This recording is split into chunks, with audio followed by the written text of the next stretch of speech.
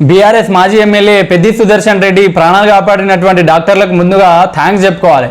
కాకపోతే ఈ హాస్పిటల్ వాళ్ళ కొన్ని క్వశ్చన్ చేద్దాం అనుకుంటున్నా. ఇవాళ మీరు రాజకీయ నాయకులకు ఉన్న ప్రాణం వాల్యూ సామాన్య ప్రజల విషయంలో ఎందుకు ఉండట్లేదు? ఎవరైనా సామాన్య ప్రజలు మీ హాస్పిటల్కి వస్తే ముందుగా డిపాజిట్ కట్టిన తర్వాతనే ట్రీట్మెంట్ స్టార్ట్ చేస్తారు.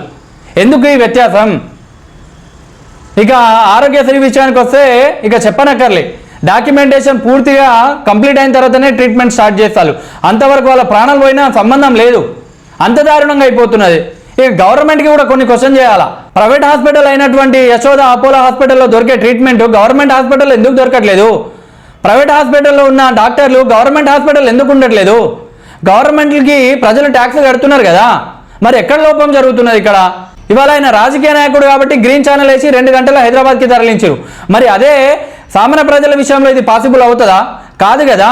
ఇక ప్రతి ఒక్కరు కూడా హైదరాబాద్కి ట్రీట్మెంట్కి వెళ్తుంటే దారి మధ్యలో చాలామంది చనిపోతున్నారు కదా ట్రీట్మెంట్ అందక.